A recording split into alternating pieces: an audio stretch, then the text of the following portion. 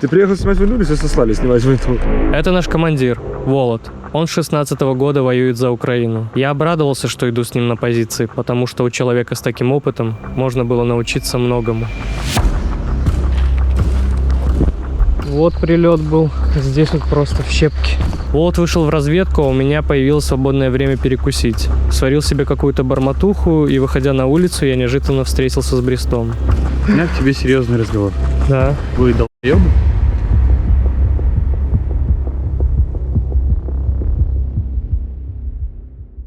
У меня к тебе серьезный разговор. Да. Вы долбоёбы?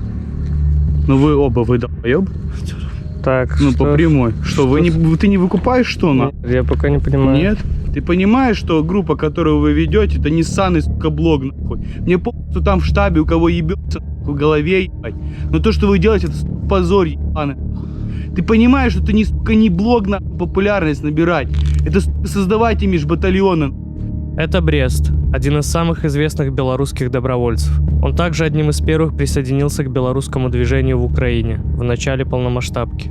У нас большие, блядь, как бы амбиции все-таки, понимаешь? Мы не просто подразделение, мы с вами собираемся сформировать какой-то имидж, какую-то политическую силу, новое движение, которое в Беларуси будет что-то менять. Думаешь, нам потом кто-то даст какой-то вес Беларуси? Да на нас хуй положат, нахуй, все. Все, кто там пару комментариев пишут, нахуй, сейчас, блин, в интернете, ты им нахуй не будешь нужен. Эти голоса ничего не решат. Надо показывать свое нормальное гуманное лицо новой Беларуси, ебать. Ты понимаешь? Только тогда в Беларуси можно что-то изменить. Иначе самых инициативных только поперестреляют, а остальные будут под дудочку плясать нового правительства, которое будет. И никогда ты не изменишь. Мы и так не станем правительством, я это прекрасно понимаю. Но мы сможем хоть как-то влиять на политический процесс. Я вообще себе не строю планов на будущее. Я прекрасно знаю, что на этой войне я сдохну. Но я хочу создать нормальный толчок этому движению, понимаешь? Нормальный вектор направления. И сейчас вектор, который создаете вы, это лагерь пионеров, твою мать, понимаешь? Вы позорище устраиваете в этой ебаной сети. Надо имидж создавать нормально. Надо, чтобы люди думали о нас, как не просто об нормальных людях, а о тех, кто действительно в будущем сможет изменить страну, понимаешь? Тебе хочется аудиторию побольше, там Ванюшу хочется гуманитарки побольше. Мне насрать. Мне насрать, будет у нас больше гуманитарки, не будет, мы голодными не останемся. Будет у нас больше подписчиков, меньше, мне насрать. Не те у нас амбиции. Я с тобой согласен. Я с тобой согласен, что типа было сделано быстро и на скорую руку. Чтобы батальон стал действительно какой-то политической силой, понимаешь? А для этого нужен нормальный имидж. Я тебя понимаю. Война еще будет долгой, контента еще будет ёбом.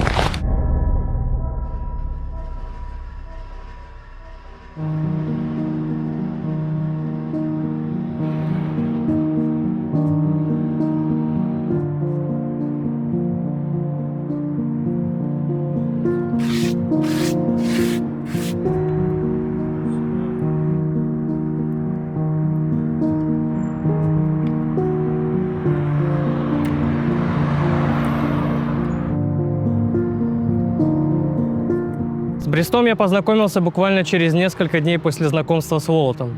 Первые дни полномасштабки они вместе на Азовской базе учили нас держать в руках автомат и стрелять. Брест идеально подходил под образ белорусского вояра. Колоритный, харизматичный, немного сердитый, крепкий, уверенный в себе солдат.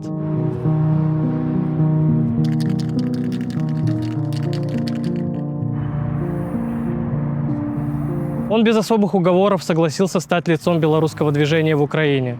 В отличие от Волота, который всегда сторонился камеры, которому вся эта медиадеятельность была чужда. Брест всегда стремился достигнуть лучшего результата, был требовательным к себе и к окружающим, а также к качеству того, что мы публикуем в сети. Именно из-за этого там, в Калинингорфе, у нас и произошел небольшой конфликт.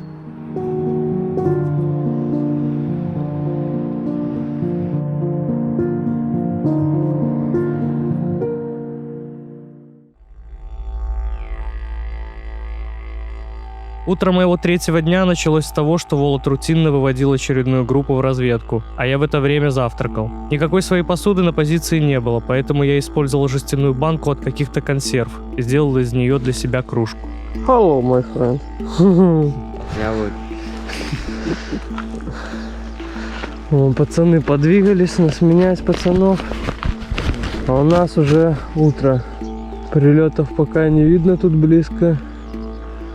Вернее, ям от них, но я думаю, мы сегодня их найдем. На войне все сводится к базовым человеческим потребностям. Ты думаешь только о том, что нужно и можно сделать в свободную минуту. Потому что если отложить что-то на потом, то такой возможности может уже и не быть. Третий день в окопах давал о себе знать, и мне хотелось как можно скорее смыть с себя окопный запах. Так вот добывается вода. Очень хочется помыть ноги. Быстренько он броник снял, каску снял, взял новые носки. Уф, какая гадость. Водопроводной воды в Калинингорфе, естественно, не было. Но нам повезло, что на нашей позиции Волод-1 прямо около дома был колодец. Холодно, отъебись, то что надо. Это кайф. Волод всегда следил за гигиеной и ждал этого от своих бойцов. Он рассказывал много историй про то, как военные месяцами могли не мыться, не вылезая из блиндажей, и из-за этого у них развивались разные болезни. А поэтому, разумеется, снижалась боеспособность подразделения. Что, носочки, ботинки и обратно в снарягу, потому что долго не стоит без снаряги ходить. Так что, воспользовавшись моментом, я решил помыться. После этого я снова заступил на дежурство. Зато носочки чистые. Уже кайф. Ой, чистые ноги. Господи, как прекрасно.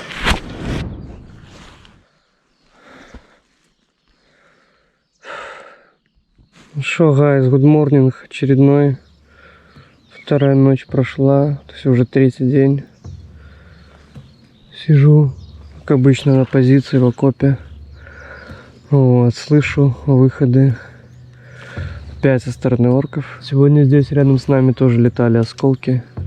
Мы только слышали, ну не понимаю, не знаю, куда ударило, в дома. Так что весело. Весело у нас тут, конечно, на нулях. Самая близкая позиция. С самого начала моего дежурства этим утром я слышу беспрерывное жужжание в небе. Его источник — разведывательные вражеские дроны. Где-то рядом.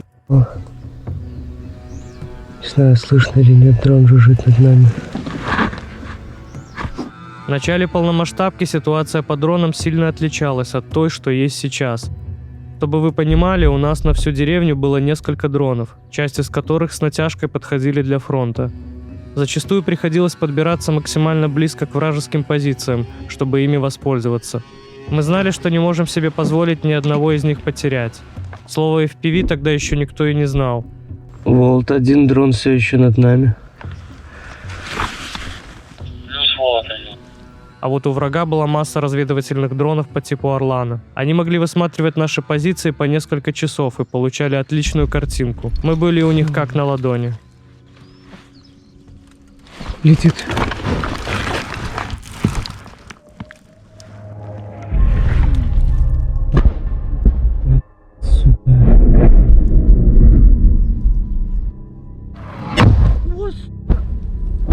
Очень близко оглушила.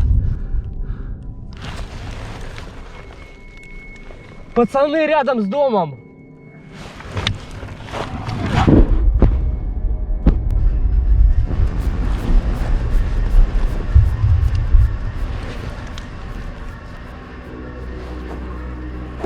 Сука, еще один. Очень близко. Пиздец.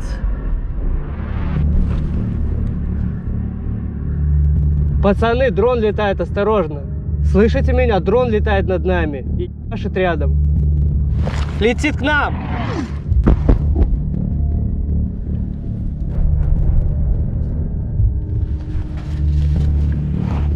Летит, сука.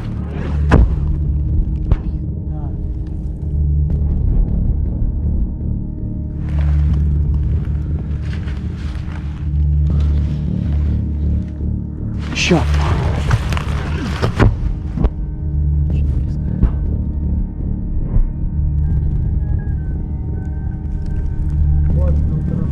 Да, все нормально. Ну где-то близко. Стоп. Еще.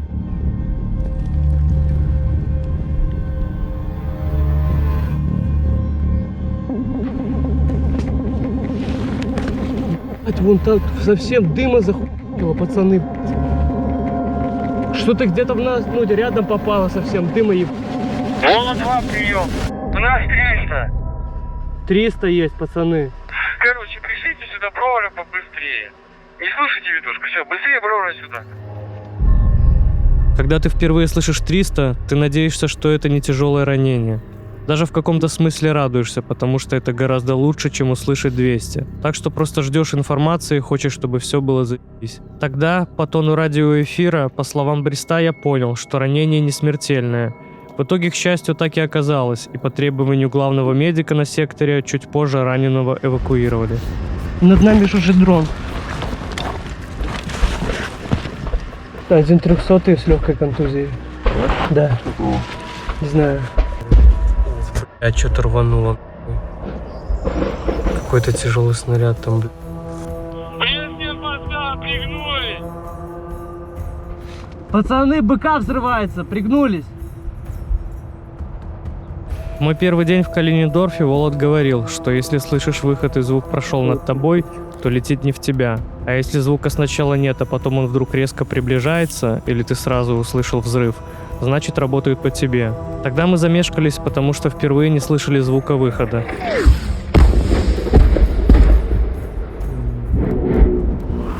Что стреляет? Последних не было выходов слышно. Ну там нормально накрывает. Ну да, блядь. Слышно на пиздец. Только сразу прилетно. При обстрелах в прошлые дни они всегда были, и у меня оставалось время, чтобы подготовиться к приходу и занизить силуэт. Но в тот раз выходов не было. Ты сразу слышишь резкий звук прилета, словно снаряд возникает из ниоткуда. Мы предположили, что в этот раз работает что-то более серьезное, чем миномет. Возможно, ствольная артиллерия, возможно, танк, а возможно, все сразу. Так и живем. Чувствовалось, что по сравнению с предыдущим днем работают гораздо ближе и прицельно по нам. Я ощущал, как трясется земля, как ветки и песок, осколки падают где-то совсем рядом.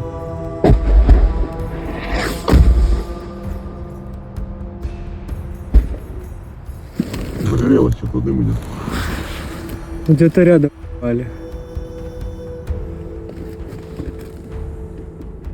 В какой-то момент появилось окно времени, пока противник затих и не стрелял. Возможно, перезаряжались или меняли дрон. Как раз в это время возвращается Волод с разведки.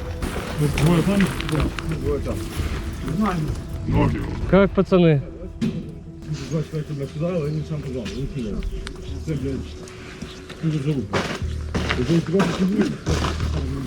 Когда Волод был в разведке, связь, как с ним это часто бывало, отсутствовала. Соответственно, он не знал, какая обстановка на позициях. Он мог только видеть издалека, что в нашей деревне что-то сильно горит. Я то чую, я что не чую. По местами вообще там чую на самой дальней точке. Местами не чую, я что тут происходит. База добивает до туда. А она СП не добивает. Сарай же видел, знаете? Сарай видел. Да, быстрее. А что, кто-то прям подушил? 300, я не знаю кто. Не знаю кто. Не наш? Я не понял, что происходит. Что тебе ночь? Что? Щелки 2, Вола 2 відповідає? Да, вроде говорит. Вола 2, Вола 2. Вола 2 на письмо. Как у вас обстановка? Все отлично. Все целы, все здоровы, все хорошо? Спасибо.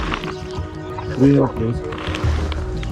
Аэроохот, он за нами, он той дороги. Он здесь летает уже часа 3. Ложимся.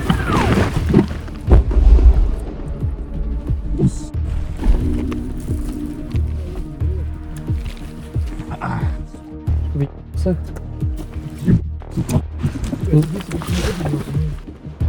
Суть задачи, на которую утром выходил Волод, разведка деятельности врага в соседнем населенном пункте.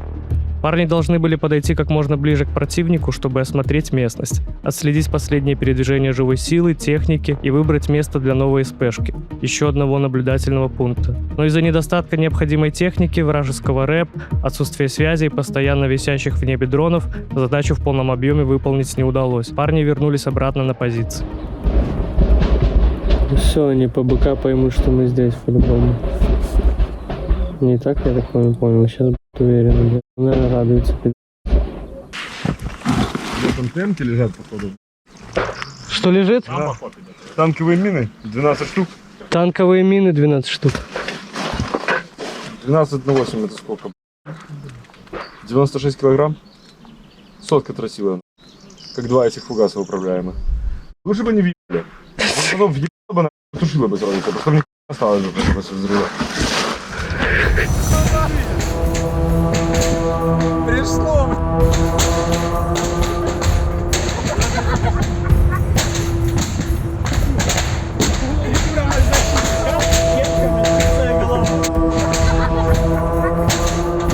Во время обстрела по нашей деревне противнику удалось попасть по складу с нашим боекомплектом. Там находилось почти все наше вооружение, которое мы притащили в село, а именно пулеметы, БК для них, трубы и саперские приспособления. Никто не выходит! Там должны были находиться и противотанковые мины, о которых переживал Волод.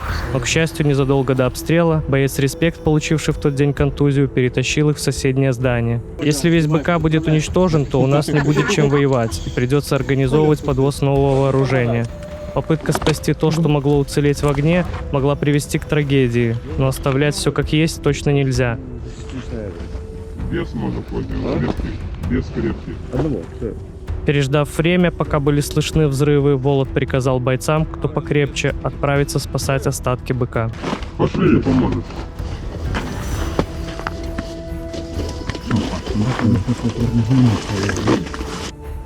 Держи.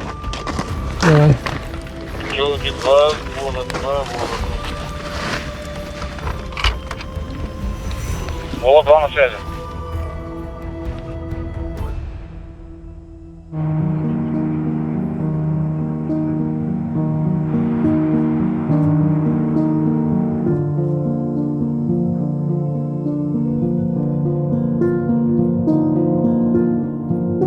Волод был профессиональным военным. Насколько мне известно, в Беларуси он служил в военной части специального назначения 3214 и собирался связать свою жизнь с войной. Фактически сразу после завершения службы он решил отправиться в Украину, где война шла с 2014 года.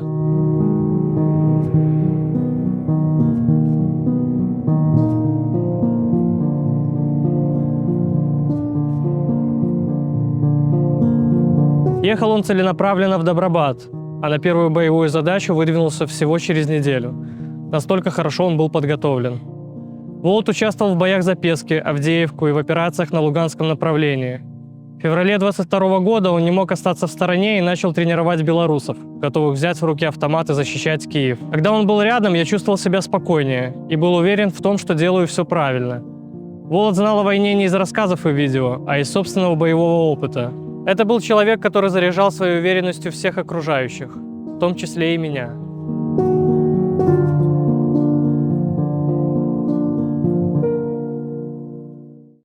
Так, обстрел закончился, пока 33% последняя батара. Генератор распали.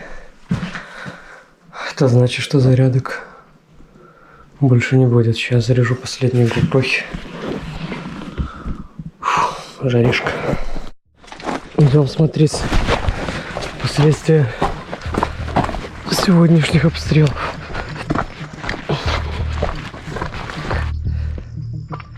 О, походу сюда въебало еще. Шифер, пыль, дом. Да, это стопудово свежее, нахуй. Вот так вот работает арта, блин. Просто был дом и нет дома. Да, все засыпано песком, значит, где-то тут въебало.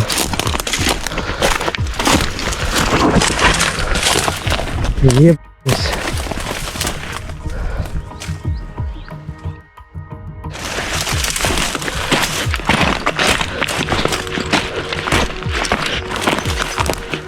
Раскручено. Хлам. Вот еще один прилет вижу. Прямо около туалета. Били бомжи. Вот 3 прилета. 1, 2, 3. Поля вижу, там вот, кажется, еще. Ебать, все такие осколки, да? Ебаный в рот. Это ж пиздец, нахуй. Пиздец просто. Понимая, что обстрелы стали гораздо интенсивнее и находиться выше уровня земли становится максимально небезопасно, Волод принимает решение, что мы все должны найти новое место для ночлега. Подходящим местом оказался подвал соседнего дома. Так, а куда переносить? Вон там погреб увидите. Туда все переносите, потом. Да, я думаю, что лучше сначала перевести. Та вещь, а зробить привешку, наушницы. Надо еще в спальнике перемазать. В доме, в подвал которого мы переселялись, жил последний оставшийся мирный житель Калинингдорфа. Его зовут Александр, но все звали его Саньком. Все это время он жил рядом с нами, как ни в чем не бывало. Что, сильно тут гремело? У нас... Отдыхали.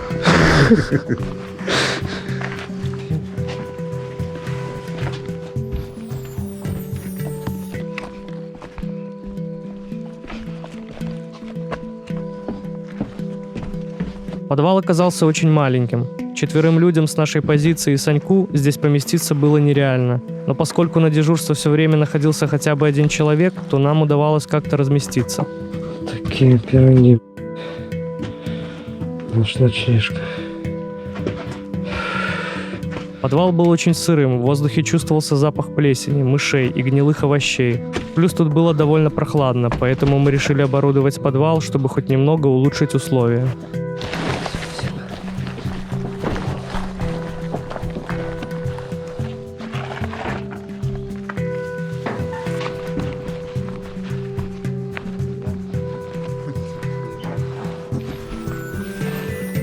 Закончив оборудовать нашу ночную лежанку, я встретился с Волотом на позиции, и у нас завязался разговор. Если дома в 6 часов, то это получится организационный момент, если сделать в этом хаосе, то выйдем, полетаем. А это, кстати, огромный, который привез. И пробовали его, что-то делать с ним? Пробовали. Разъебали на какую-то хуйню, потом начали ее делать. Там были еще какие-то огромные. Но я так и не понял концов этой истории, потому что и Хоббит тоже не понял, потому что он был тут на месте. Ага. Ему минуснул там что-то Игорь какую-то хуйню, потому что какая-то там дорогая. Тут нельзя все, весь ресурс 100% расходовать, потому что впереди Беларусь. Да ты сейчас тут всех перехватили. Да использовать тут 100% все. Так оно покупалось, пускай оно въебывается. Да, блядь. Пускай его перехватывает, чтобы мы делали вывод, что надо делать, чтобы такого не было больше. Да, это дорого стоит. Это плата деньгами, а не жизнями. Согласен. Пробовать надо.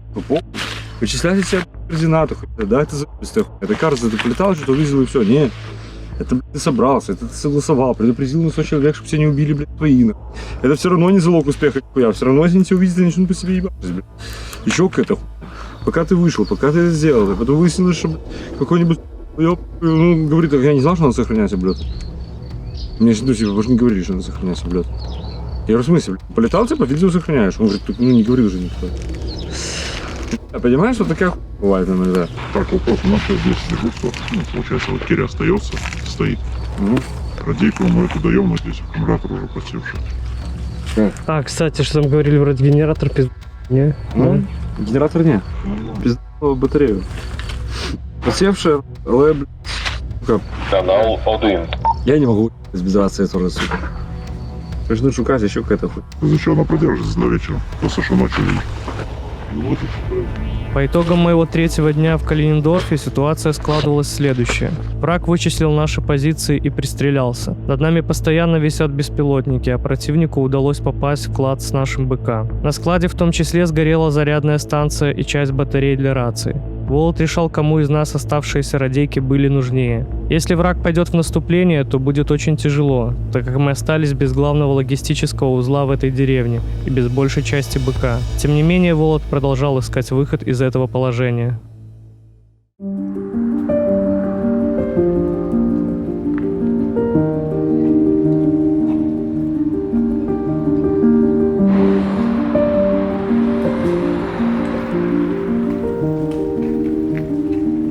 На войне можно пытаться планировать далеко наперед, но это бессмысленно.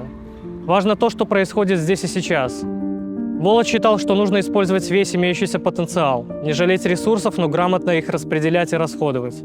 Он говорил, что нужно пробовать и пробовать, пытаться делать что-то новое. Иногда ошибаться, но продолжать пробовать. Даже негативный опыт он считал полезным. Важно, как ты планируешь, но гораздо важнее, как ты реагируешь на изменения ситуации. Конечно, Волод знал, какая большая цель нас ждет впереди. Но он также знал, что нет простого изящного решения, чтобы ее достичь. Есть только миллионы мелких шагов, которые сначала нужно пройти, и тысячи проблем, с которыми придется справиться.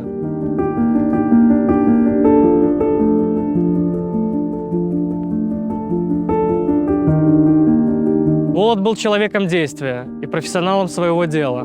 Профессионалом даже в мелочах.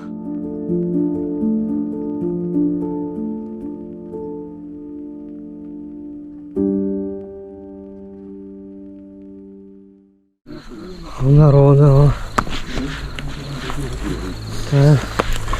Хлопцы.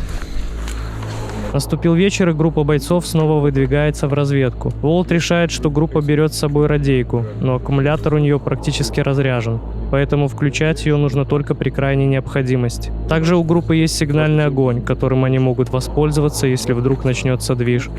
Там по ситуации. Если пошла какая-то мы не видим, тут или что пошло, а тут занять произошел, то я должен не дать.